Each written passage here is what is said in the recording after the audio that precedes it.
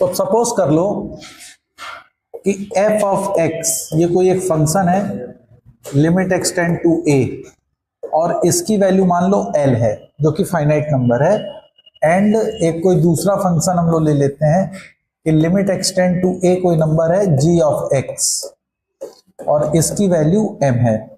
l और m दोनों exist कर रहे हैं, फाइनाइट नंबर है, इनकी लिमिट एग्जिस्ट कर रही है।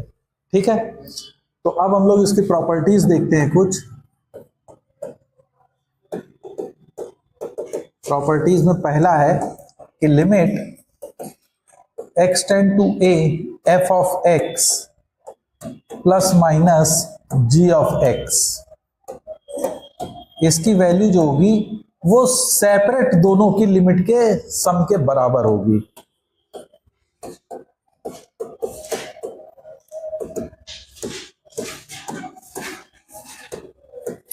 जो कि L प्लस M के इक्वल हो जाएगी, L प्लस M या L minus M depending on कि fx प्लस जी एक्स और fx माइनस जी एक्स है। Is that okay? Similarly second है कि अगर आपको दिया गया है कि limit x tend to a fx into G X, इसकी लिमिट अगर आपको निकालनी है तो ये दोनों लिमिट के मल्टीप्लीकेशन सेपरेटली हम लोग कर सकते हैं, that is fx into limit x tend to a g of x and this comes out to be L into m. Is that clear? है ना। थर्ड है कि अगर आपको दिया गया है कि limit x tend to a fx upon G x,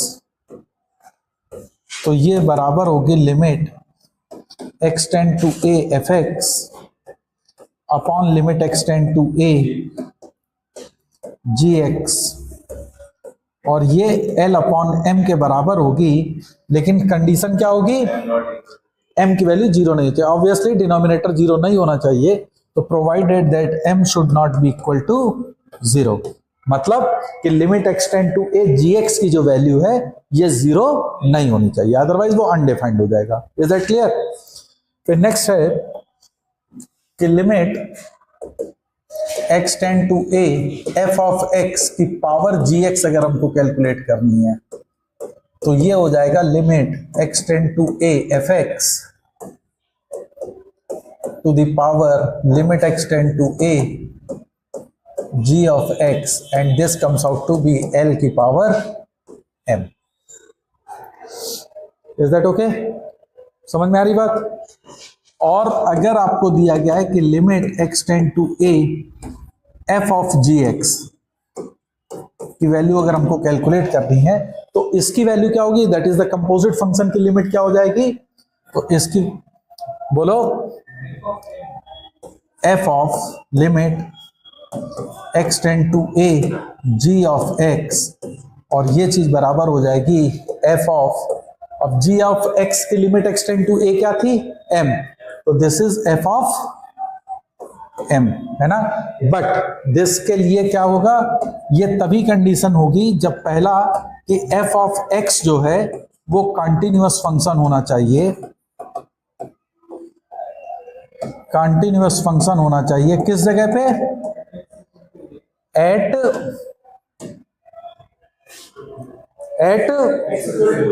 g of a पे, यानी कि x इक्वल टू m पे, एंड gx कंटिन्यूअस होना चाहिए at x equal to a पे। Is that okay? समझ में आ रही मेरी बात?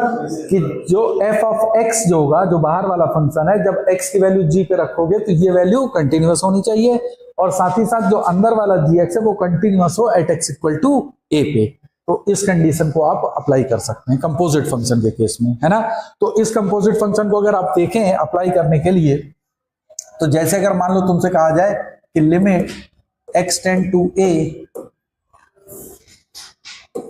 ln ऑफ fx, तो हमको मालूम है कि लॉग है, अगर ये फंक्शन कंटिन्यूअस होगा तो this is limit x tend to a ln of limit x tend to a f of x के बराबर हो जाएगा।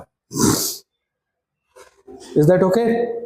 प्रोवाइडेड कि ये फंक्शन हमारा कॉन्टिन्यूस फंक्शन होना चाहिए। सिमिलरली सेकेंड है कि limit x tend to a e की पावर एफ एक्स अगर है तो this comes out to be e की power limit x tend to A f of x के बराबर हो जाएगा।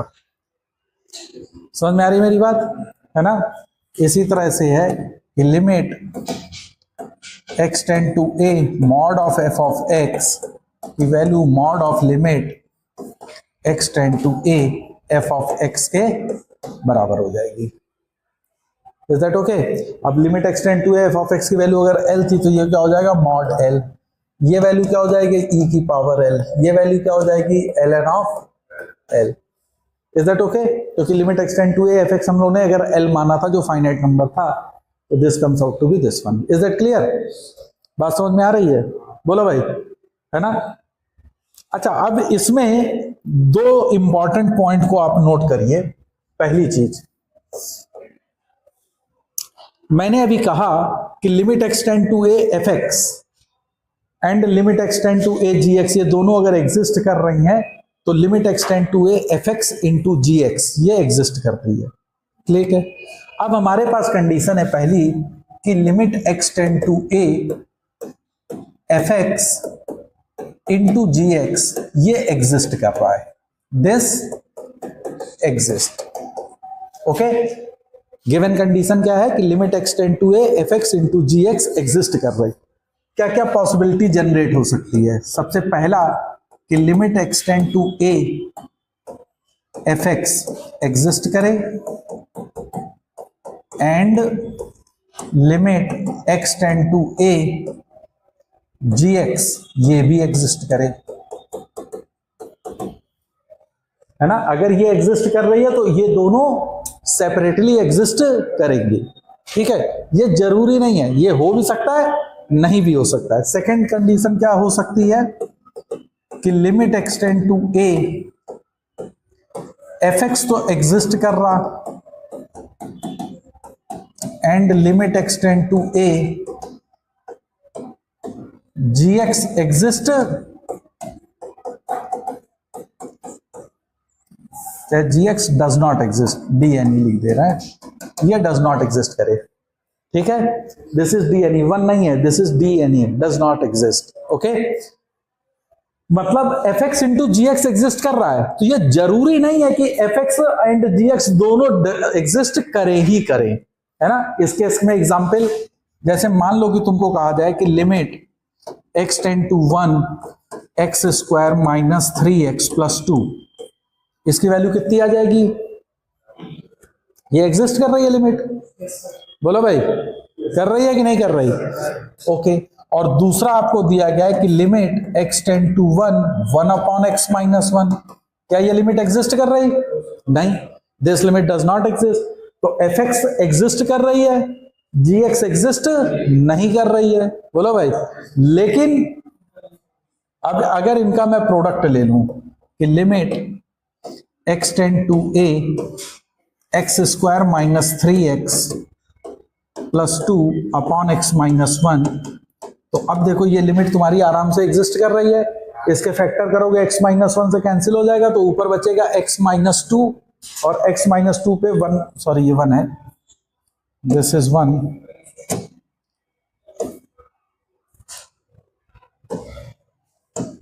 ये क्या हो रहा भाई, x टेंड टू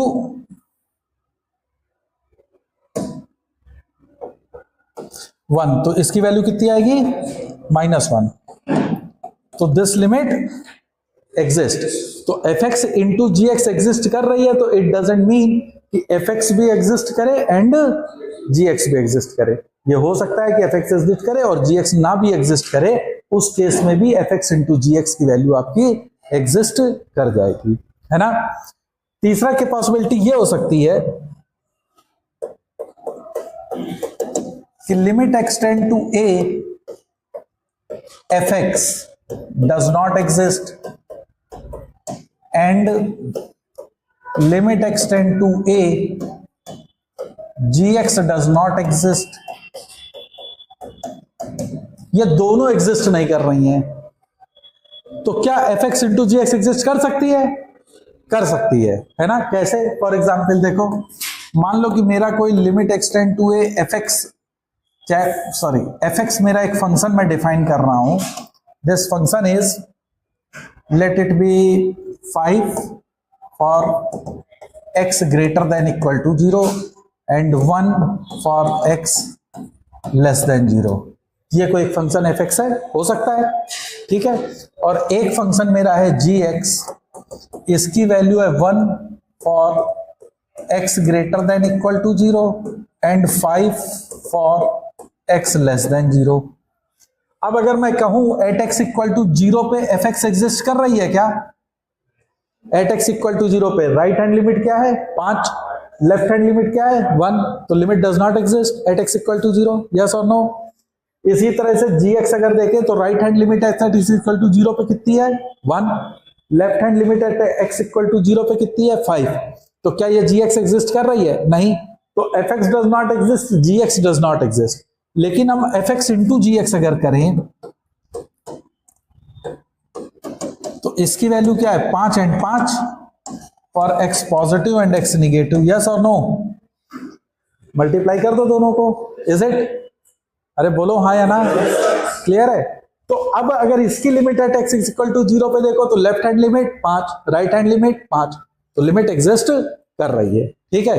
तो ये याद रखिएगा कि अगर F X into G X exist कर रही है तो इट डजंट मीन कि F X and G X दोनों एग्जिस्ट करें। उनमें से कोई एक भी एग्जिस्ट कर सकती है, दूसरी नहीं कर सकती है, या दोनों ना भी एग्जिस्ट करेंगे तब भी ये F X into G x का प्रोडक्ट एग्जिस्ट कर सकता है। तो ये रीजन एजर्शन में इस तरह का क्वेश्चन आए तो आप उसको अच्छे से एक्सप्लेन कर सकते हैं। Is that clear? Second important याद रखिएगा, इंपॉर्टेंट पॉइंट देखो कि limit x tend to a F X plus G x, ये अगर एग्जिस्ट कर रही है ना, एंड आपको दिया गया कि limit x tend to a F x exist कर रही है, then limit x tend to a ji x must exist. समझ में आ रही मेरी बात? ऐसा नहीं होगा कि एक एग्जिस्ट करे और दूसरी एग्जिस्ट ना करे। समझ में आ रही मेरी बात? अगर F X plus G X exist कर रही है और एफ एक्स एग्जिस्ट कर रही है तो जी एक्स को एग्जिस्ट होना पड़ेगा, ठीक है। और सेकंड पॉसिबिलिटी आएगी, सेकंड पॉसिबिलिटी है कि limit x tend to a does not exist and limit x tend to a gx, ये fx gx, this also does not exist। जब दोनों एग्जिस्ट नहीं कर रहे हैं तब भी पॉसिबिलिटी हो सकती है कि इनका सम जो होगा वो एग्जिस्ट कर जाएगा। फॉर एग्जाम्पल, इसका एग्जाम्पल क्या हो सकता है? जैसे मान लो कि लिमिट एक्स टेंड टू, मान लो 1 कोई भी है ना, ग्रेटेस्ट इंटीजर फंक्शन ले लें, तो इसकी लेफ्ट हैंड लिमिट क्या दे देगी? 0, राइट हैंड लिमिट 1, तो 1 पे लिमिट एग्जिस्ट नहीं करेगी। इसके लिए अगर मैं करूं कि limit x tend to a 1 और इसको फ्रैक्शनल पार्ट मान लो ले लेते हैं, तो इसका लेफ्ट हैंड लिमिट क्या देगा? 1, राइट हैंड लिमिट क्या देगा? 0। तो this also does not exist. लेकिन अगर मैं इन दोनों को ऐड कर दूं, that is greatest integer x plus fractional part of x, तो हमको मालूम है कि ये वैल्यू x होती है, तो this is limit x tend to 1 x, और इसकी लिमिट जो होगी वो 1 आ जाएगी, जो कि एग्जिस्ट कर रही है। तो अगर F X plus G X exist कर रहा है और उसमें से कोई एक एग्जिस्ट कर रहा है, मान लो एफ एक्स, तो जी एक्स को एग्जिस्ट होना पड़ेगा, है ना। और अगर दोनों नहीं एग्जिस्ट कर रहे हैं तो ये पॉसिबिलिटी हो सकती है एफ एक्स जी एक्स एग्जिस्ट कर जाए तो ना तो एफ एक्स एग्जिस्ट करे ना जी एक्स एग्जिस्ट करे। ये नहीं होगा कि एक करे और दूसरा ना करे। Is that clear? समझ में आ रही मेरी बात? क्या F X plus G X exist कर रहा है तो क्या क्या पॉसिबिलिटीज होंगी? अगर एक उसमें से कोई एग्जिस्ट करेगा तो दूसरे को एग्जिस्ट करना पड़ेगा, या फिर पॉसिबिलिटी हो सकती है या तो फिर दोनों एग्जिस्ट ना कर रहे हो, लेकिन दोनों अगर एग्जिस्ट नहीं कर रहे तो इसका जरूरी नहीं है कि वो लिमिट उनका सम एग्जिस्ट करे, इट मे और may not be, it is not must. जैसे यहां मैंने लिखा मस्ट, तो यहां पे लिखा है कि ये पॉसिबिलिटी हो सकती है कि दोनों एग्जिस्ट ना करें लेकिन उनका सम जो है वो एग्जिस्ट कर रहा होगा। ठीक है, समझ में? जैसे मान लो क्वेश्चन में उसने दे दिया कि fx plus gx exist, does there any possibility that both the limit does not exist? तो yes, it is the possibility, है ना। अगर ये दोनों एग्जिस्ट कर रहे हैं, is there any possibility that fx exist and gx does not exist? तो नो, एक एग्जिस्ट करे और दूसरा एग्जिस्ट नहीं करेगा तो उनका सम फिर एग्जिस्ट नहीं करेगा। दोनों का सम तभी एग्जिस्ट करेगा जब एक एग्जिस्ट कर रहा हो तो दूसरा मस्ट है, या फिर पॉसिबिलिटी ये हो सकती है कि दोनों एग्जिस्ट ना कर रहे हैं। Is that clear? समझ में आई बात कि क्या मतलब डिफरेंस है? दोनों को बैक से समझने का है ना, रिवर्स ऑर्डर में भी आपको। Is that okay? तो ये प्रॉपर्टीज आपको समझ में आई कि एडिशन का किस तरीके से हमको ये चीजें करनी होगी। ओके, तो अब लिमिट में नेक्स्ट आप लोग पढ़ो इनडिटरमिनेट फॉर्म। देखो लिमिट नॉर्मल तुम्हें कैलकुलेट करने को जो आती है वो हम लोगों ने लास्ट टर्म पे देख लेते कि किस तरह से लिमिट के क्वेश्चंस को हमको सॉल्व करने होंगे, ठीक है ना। लेकिन मोस्ट ऑफ द जो लिमिट के केस आएंगे वो आएंगे तुम्हारे इनडिटरमिनेट फॉर्म्स के। तो सबसे पहले ये समझने की कोशिश करते हैं कि इनडिटरमिनेट फॉर्म क्या होता है।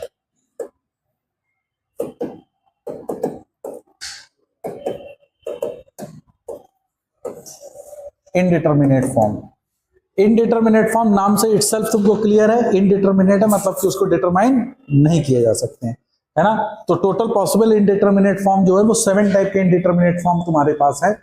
वो कौन कौन से इनडिटरमिनेट फॉर्म है? सबसे पहला है कि 0/0, मतलब वो फॉर्म जिसमें कि हम लोग वैल्यू को नहीं बता सकते कि इसकी एग्जैक्ट वैल्यू आनी क्या है। जैसे 0/0 वी कांट से कि व्हाट इज इट्स वैल्यू, बोलो, है ना। फिर दूसरा है इन्फिनिटी अपॉन इन्फिनिटी, हम इसमें भी नहीं बता सकते कि इसकी वैल्यू क्या आएगी, है ना। नेक्स्ट है 0 इंटू इन्फिनिटी, बोलो भाई। फिर आता है 1 की पावर इन्फिनिटी, बोलो। फिर नेक्स्ट क्या आएगा? 0 की पावर 0। 0 की पावर 0 बता सकते हो क्या आ सकता है? पॉसिबल नहीं है। फिर नेक्स्ट है इन्फिनिटी की पावर 0, और क्या हो सकता है? Infinity minus infinity. तो ये आपके 7 जो हैं वो इनडिटरमिनेट फॉर्म्स हैं। Is that okay? समझ में आ रहा? बोलो भाई, इज दैट क्लियर? तो ये आपके जो हैं वो इनडिटरमिनेट फॉर्म है। तो इन इनडिटरमिनेट फॉर्म में अगर कोई लिमिट आती है तो उसको हमको कैसे कैलकुलेट करने होंगे, तो इसके डिफरेंट मेथड्स हैं फॉर सॉल्विंग, है ना। तो मेथड्स क्या क्या है इसके सॉल्व करने के लिए? जो इनडिटरमिनेट फॉर्म को सॉल्व करेंगे तो सबसे पहला उसमें आता है फैक्टराइजेशन मेथड, सेकंड आता है रैशनलाइजेशन,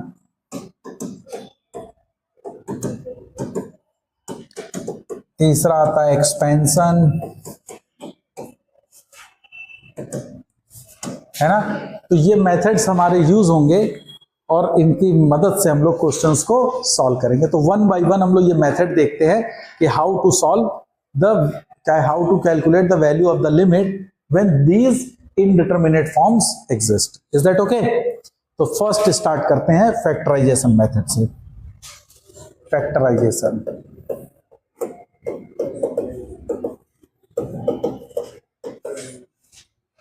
कि मेथड ऑफ फैक्टराइजेशन। तो मेथड ऑफ फैक्टराइजेशन में क्या है कि जैसे सपोज कर लो कि तुमको दिया जाए कि limit extend to a fx upon gx, okay. और ये मान लो कि 0/0 का फॉर्म बन रहा है। मोस्ट ऑफ द टाइम हम 0/0 के फॉर्म को बनाते हैं, तो ये 0/0 का फॉर्म बन रहा है।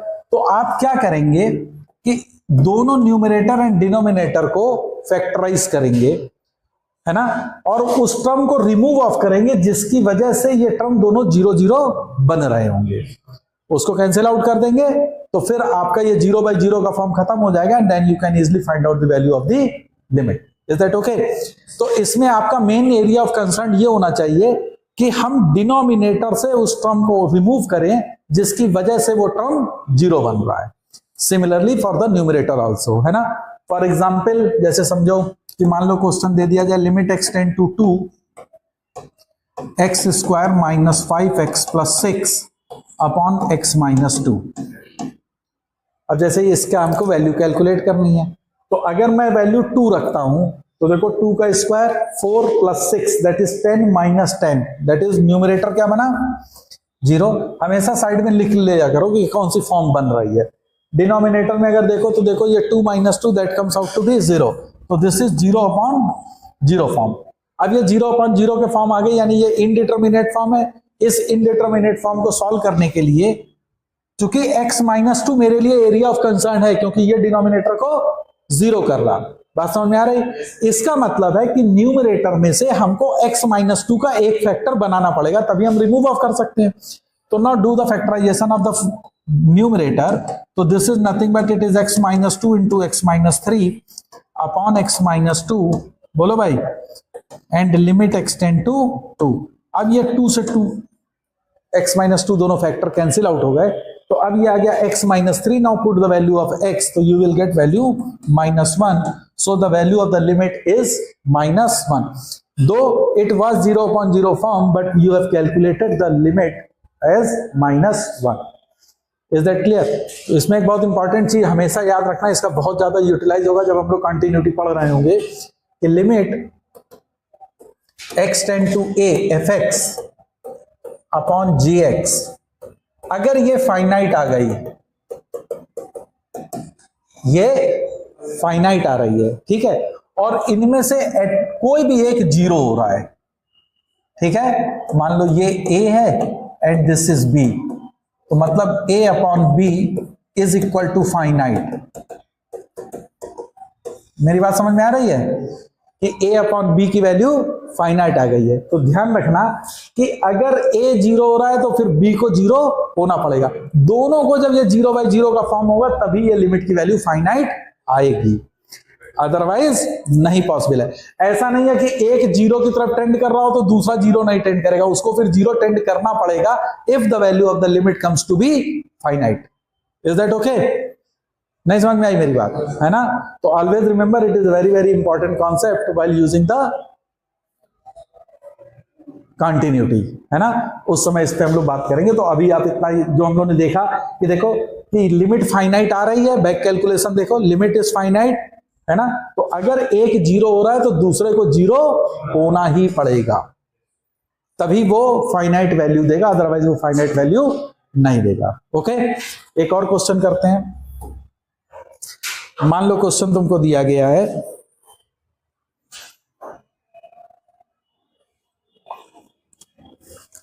कि लिमिट x टेंड टू 2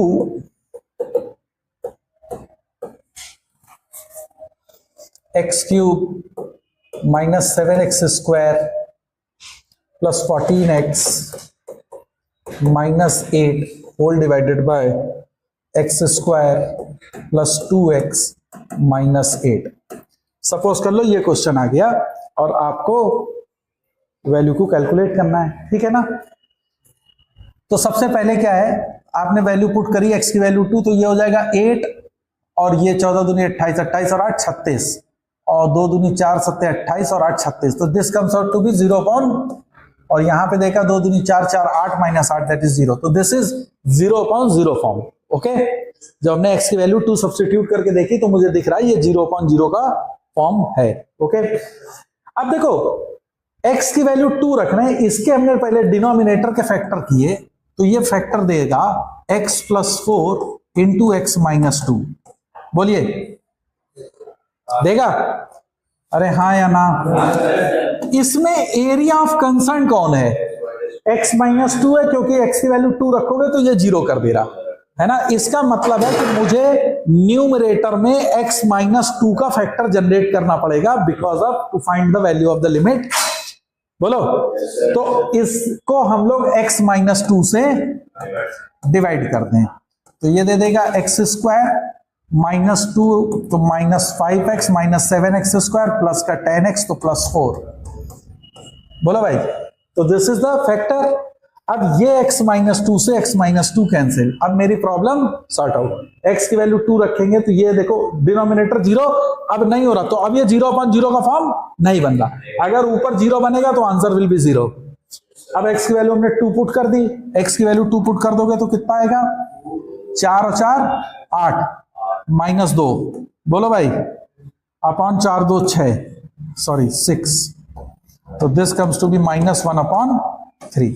तो value of the limit is -1/3। नहीं समझ में आया? Is that clear? बोलो, है ना? तो this is the method of factorisation. तो इस तरीके से आप फैक्टर बना के और जो एरिया ऑफ कंसर्न फैक्टर है उसको रिमूव ऑफ करेंगे and then you can solve the problem. I hope आपको समझ में आया होगा, है ना? नेक्स्ट मेथड करते हैं, method of rationalisation.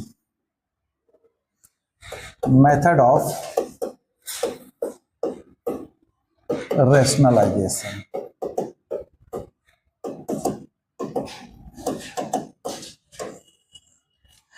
Method of rationalisation का मतलब क्या हो गया कि इसमें क्या है, इर्रेशनल टर्म्स इन्वॉल्व रहे होंगे तभी हम इसको रैशनलाइज कर रहे हैं, यस और नो? बोलो। तो अब इसमें देखो दो तुम्हारे यहां बहुत इंपॉर्टेंट होता है, एक अंडर रूट का, एक पावर 1/3 का, ठीक है? तो अगर तुमको दिया गया है a square minus b square, तो ये क्या होता है, a plus b, a minus b, बोलो, है ना? अगर मैं इसको a माइनस बी कर दूं तो इसी के हिसाब से इसका रैशनलाइजेशन क्या होगा, under root a plus under root b into under root a minus under root b, subjected to condition that a and b both have to be positive, क्योंकि under root a under root b define करना होगा, ठीक है? तो एक तो तुमको अगर अंडर रूट में दिया होगा तो तुमको ये यूज करना रहेगा कि दूसरे कॉन्जुगेट से मल्टीप्लाई करो तो उसका इर्रेशनल टर्म्स रिमूव हो सके। ये इर्रेशनल टर्म्स है अंडर रूट, पावर में अगर हमारे पास इंटीजर नहीं है तो वो इर्रेशनल टर्म्स कहलाते हैं। तो under root a minus under root b दिया है तो हम दोनों साइड पे किससे मल्टीप्लाई कर दें, under root a plus b से, तो this will give you a minus b. समझ में आ रही मेरी बात? बोलो। इसी तरह से अगर हम इसको लिखें a माइनस बी को ही, देखो मैं लिख रहा हूं a की पावर क्यूब माइनस बी की पावर 1/3 का क्यूब, तो ये a cube minus b cube की तरह भी हम इसको यूज कर सकते हैं। तो this comes out to be a की पावर 1/3 माइनस b की पावर 1/3 इंटू a की पावर 2/3 प्लस b की पावर 2/3 प्लस a की पावर 1/3 b की पावर 1/3। तो ये भी वाला रैशनलाइजेशन बहुत ज्यादा यूज होता है। मोस्ट ऑफ द टाइम आपको अंडर रूट वाला ज्यादातर क्वेश्चन में मिलेगा, लेकिन sometimes you will find this rationalisation also, है ना? कि अगर a की पावर 1/3 माइनस b की पावर 1/3 है तो आप किससे मल्टीप्लाई करोगे, न्यूमरेटर एंड डिनोमिनेटर से इस टर्म्स की, और इससे मल्टीप्लाई करोगे तो ये a की पावर 1/3 माइनस b की पावर 1/3 किस में कन्वर्ट हो जाएगा, a minus b। Is that clear? बोलो। तो ये याद रखना है कि हमको ये किस फॉर्म में दिया गया है, ओके? तो अब इनके बेस पे हम लोग कुछ क्वेश्चंस को सॉल्व करते हैं, है ना? तो चलो एक आध क्वेश्चन लगाते हैं। क्वेश्चन लिखो।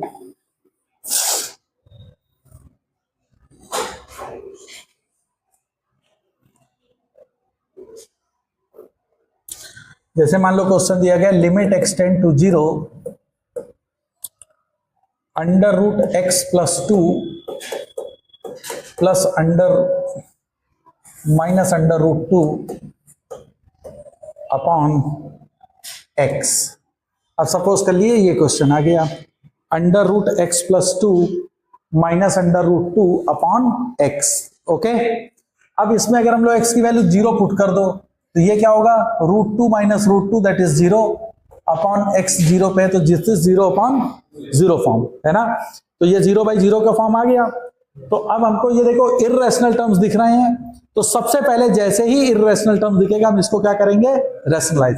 और मैंने आपसे पहले भी कहा है कि अगर under root a minus under root b दिख रहा है तो this can be written as a minus b upon under root a plus under root b, yes और नो? अभी लास्ट में हमने बताया था आपको। तो यहां पे under root a minus under root b, तो this can be written as a minus b upon under root a plus under root b, समझ में आ गई मेरी बात, into x, limit x tend to 0।